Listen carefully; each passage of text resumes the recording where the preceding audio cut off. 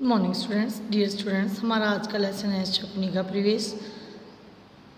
युधिष्ठिर अपने भाइयों के साथ सुखपूर्वक राज्य कर रहा था। उसने राजसूय यज्ञ भी कर लिया था और सम्राट की उपाधि प्राप्त कर ली थी। एक बार उसने अपने भाइयों से कहा कि मैं युद्ध की संभावना मिटा देने के उद्देश्य से प्रतिज्ञा करता हूँ कि आज से 23 वर्ष तक अपने किसी भी भाई बंधु को भला बुरा नहीं करूँगा। सदा उनकी इच्छा के अनुसार ही चलूँगा और ऐसा कुछ नहीं करूँगा जिससे कि मन मुटाव का डर हो, क्योंकि मन मुटाव ही झगड़े का कारण होता है। मैं सारे क्रोध को अपने मन से निकाल दूंगा और दुर्योधन और दूसरे कौरवों की बात कभी नहीं टालूंगा और उनकी इच्छा अनुसार ही कार्य करूँगा।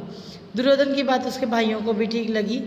वे भी इसी निश्चय पर पहुँचे कि झगड़े फसाद का कारण हमें नहीं बनना चाहिए। इधर युधिष्ठिर चिंतित हो रहे थे कि कहीं कोई लड़ाई झगड़ा ना हो जाए, और दूसरी तरफ दुर्योधन जो है उसको पांडवों की यश समृद्धि और उसके पांडवों के ठाट बाट उसके मन को खाए जा रहे थे। वह ईर्ष्या की जलन से बेचैन हो रहा था। पांडवों के सौभाग्य की याद करके उसकी जलन और भी अधिक बढ़ने लगती थी। वह एक अपने महल के कोने में बड़ा चिंतित और उदास भाव से खड़ा हुआ था। तो तभी उसके पास उसका मामा शकुनी आया और उसने उससे पूछा कि बेटा, तुम्हारी उदासी का क्या कारण है? कौन सी चिंता है जो तुम्हें सता रही है? तो दुर्योधन ने लंबी सांस लेते हुए कहा कि युधिष्ठिर अपने चारों भाइयों सहित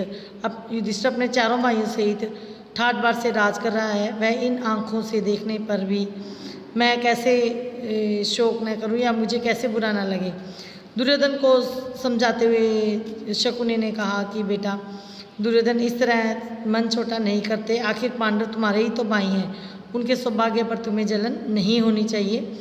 उनको न्यायपूर्वक जो राज्य प्राप्त हुआ वे उसी का उपभोग कर रहे हैं। पांडवों ने किसी का कुछ नहीं बिगाड़ा। जिस पर उनका अधिकार था वो उन्हें वही मिला। अपनी शक्ति से प्रयत्न करके यदि उन्हें अपने राज्य और सत्ता बढ़ा लिए तो उससे तुम्हें जी छोटा नहीं करना चाहिए। तुम्हारे साथ द्रोणाचार्य, अश्वत्थामा, कर्ण, भीष्म, कृपाचार्य, जयद्रथ, सोमदत्त और स्वयं मैं भी तुम्हारे साथ हूँ। अगर तुम चाहो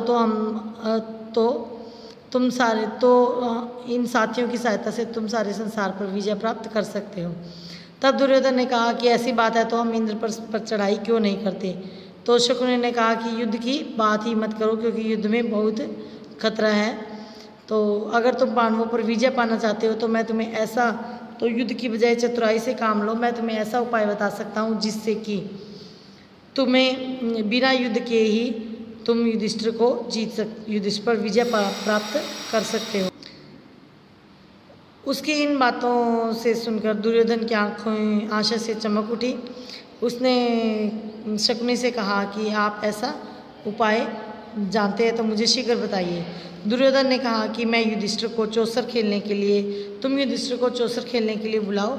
और युधिष्ठिर को चौसर खेलने का बहुत शौक है, लेकिन उसे खेलना नहीं आता है, जबकि मैं चौसर का बहुत अच्छा खिलाड़ी हूँ। जब वो खेलने आएगा तो तुम्हारी तरफ से मैं खेलूँगा और युधिष्ठिर को हराकर उसका सारा राज्य और संपत्ति उससे जीतकर तुम्हें दे दूँगा।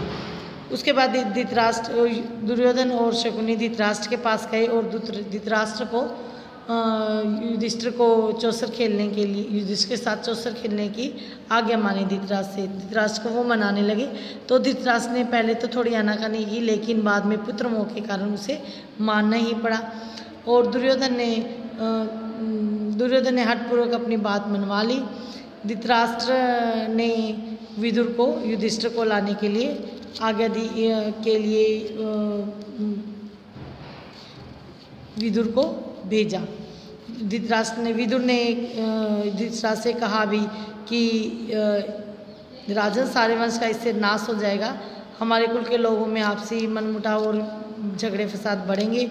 लेकिन धृतराष्ट्र ने अपने पुत्र मोह के कारण जो है उसकी बात नहीं मानी और अपने बेटों की बात मानकर विदुर को युधिष्ठिर को खेल का बुलावा देने के लिए भेज दिया।